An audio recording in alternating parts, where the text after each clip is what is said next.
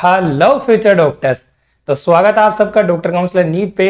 आज के इस वीडियो में अपन बात करेंगे कि आपको फर्स्ट ईयर एमबीबीएस में क्या क्या चीजें खरीदनी है, क्या क्या चीजों की फर्स्ट ईयर एमबीबीएस में जरूरत होती है आपको, वो सारा इस वीडियो में आपको बताने वाला हूं।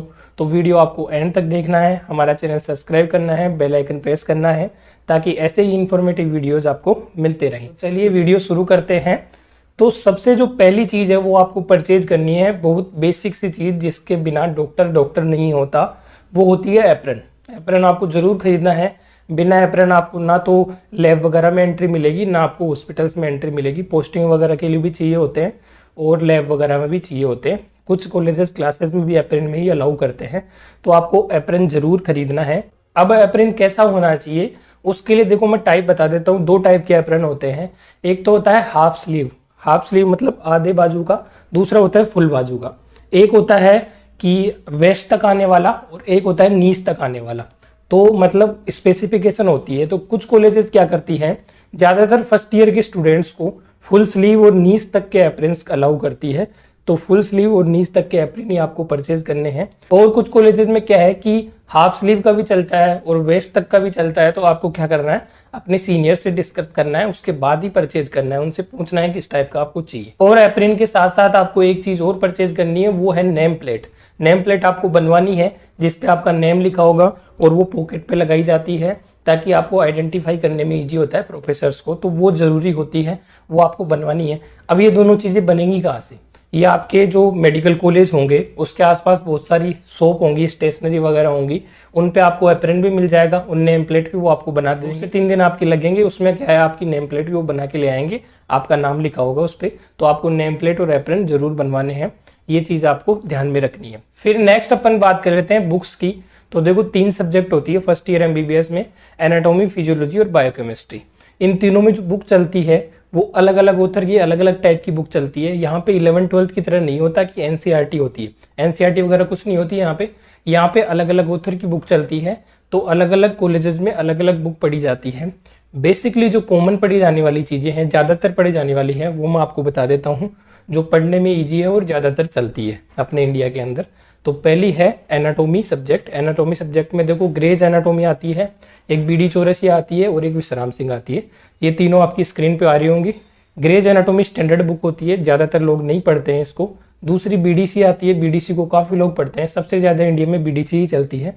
तो आप बीडीसी परचेज कर सकते हैं। कुछ कॉलेजेस रिकमेंड करते हैं विश्राम सिंह को भी, जिसकी लैंग्वेज कंपैरेटिवली इजी है, तो आप विश्राम सिंह भी परचेज कर सकते हैं। बीडीसी और विश्राम सिंह दोनों में परचेज कर सकते हैं। ज्यादा लोग बीडीसी परचेज करते हैं। तो आप ये देख सकते हैं अपने हिसाब से, अपने सीनियर से डिस्कस करके और अपने टीचर से डिस्कस करके कि कौन सी आपको परचेज करनी है। फिर दूसरी अपन बात करते हैं फिजियोलॉजी की। तो फिजियोलॉजी में 3 टाइप की बुक चलती है मोस्टली कॉमन। एक होती है गाइटन जो कि स्टैंडर्ड बुक होती है। दूसरी होती है अपनी एकेजेन जो थोड़ी मीडियम और इजी बुक होती है। तीसरी सबसे इजी बुक होती है सेमुलिंगम। तो एकेजेन और सेमुलिंगम पढ़ते हैं लोग ज्यादातर। गाइटन की लैंग्वेज थोड़ी टफ होती है, इसलिए गाइटन ज्यादातर बच्चे नहीं पढ़ते हैं। तो आपको एकेजेन परचेज करनी है, पूरे साल भर पढ़नी है। सेमुलिंगम को एग्जाम में पास होने के लिए माना जाता है कि ये 1-2 रात में बच्चे पढ़ के इसको पास हो जाते हैं। इजी इसकी लैंग्वेज काफ़ी ज़्यादा है और दोनों के कंपैरिजन में। तो आप ये दोनों बुक परचेज कर सकते हैं या कोई सी भी एक परचेज कर सकते हैं। फिर अपन बात करते हैं बायोकेमिस्ट्री की। तो बायोकेमिस्ट्री में भी कॉमनली 2 बुक चलती है, एक तो डीएम वासुदेवन और एक चलती है सत्यनारायण। तो सत्यनारायण बुक आप परचेज कर सकते हैं और वासुदेवन भी कर सकते हैं, ऐसी कोई बात नहीं है, दोनों इक्वल है बुक। ज्यादातर ये दोनों ही पढ़ी जाती है पूरे इंडिया के अंदर। तो इन दोनों में आप कोई सी भी परचेज कर सकते हैं अपने सीनियर से डिस्कस करके या अपने टीचर से डिस्कस करके, जो अपनी कॉलेज में चल रही है। जो कॉलेज में चल रही होती है उसी को आपको पढ़ना होता है। तो ये तो हो गया मेन जो सिलेबस की बुक्स होती है उनके बारे में। अब बात करते हैं वो बुक्स जो प्रैक्टिकल में अपने काम आती है, प्रैक्टिकल में गाइड करने में काम आती है। तो ऐसी बुक होती है जो अपने एनाटॉमी में तो होती है, जो डिसेक्शन के वक्त अपने काम में आती है। उसमें भी काफ़ी टाइप की आती है।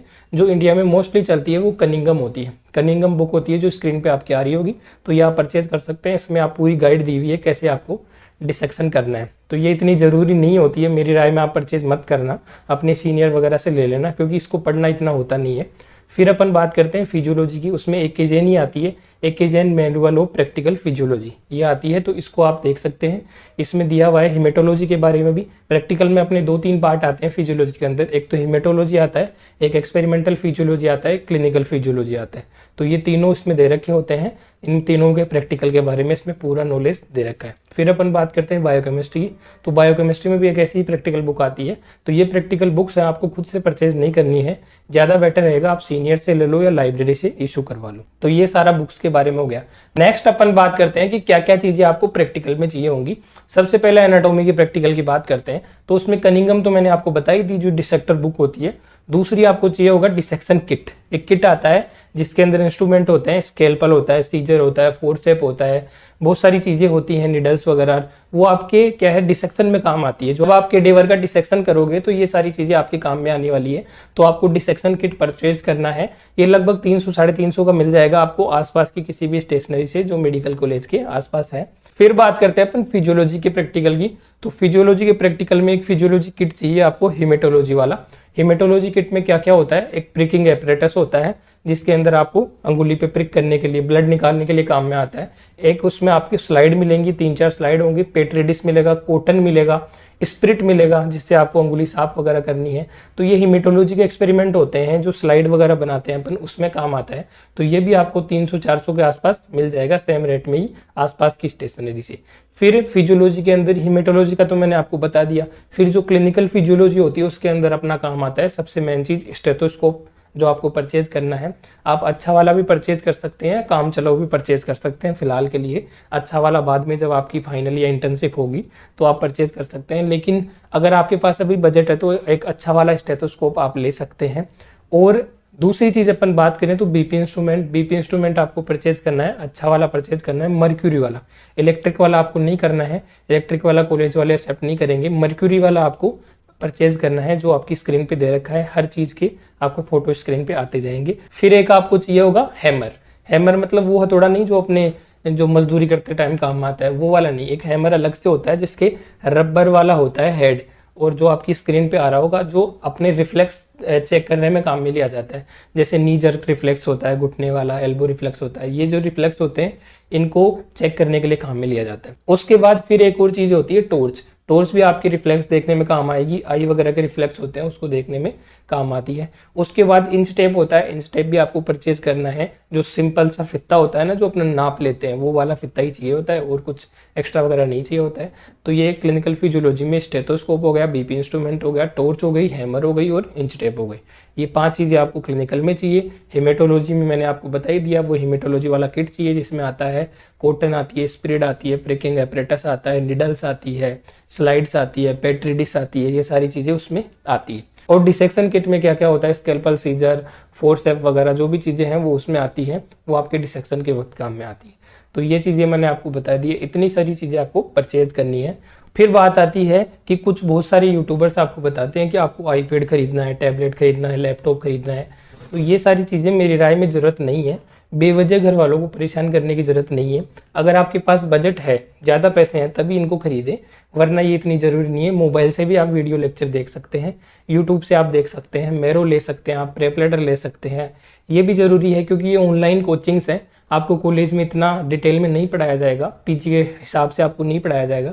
कॉलेज वगैरह में, गवर्नमेंट कॉलेज होती है, उनमें टीचर इतना ध्यान देते नहीं है बच्चों पे, तो लेना पड़ता है बच्चों को एक दूसरा सपोर्ट मेरो या प्रेपलेटर के रूप में। बहुत सारी ऑनलाइन कोचिंग आती है, तो आप कोई सी भी परचेज कर सकते हैं। उनके बारे में मैं आपको डिटेल में वीडियो ला दूंगा कि कौन सा आपके लिए बेटर रहेगा, मेरो रहेगा, प्रेपलेटर रहेगा, सेरेबेलम रहेगा या क्या रहेगा, वो मैं आपको बता दूंगा। तो अभी आपको मोबाइल ही रखना है बेसिक सा, आपको आईपैड, लैपटॉप इनकी जरूरत नहीं है। लैपटॉप की तो बिल्कुल ही जरूरत नहीं है आपको, क्योंकि उसमें ये ऐप चलेंगे भी नहीं। मेरो प्रेपलेटर वगैरह होते हैं वो लैपटॉप में नहीं चलते हैं, वो सिर्फ अपने टैबलेट और फोन में ही चलते हैं। तो आप फोन तो रखिए अपना, एक फोन जरूरी है, बेसिक चीज है फोन।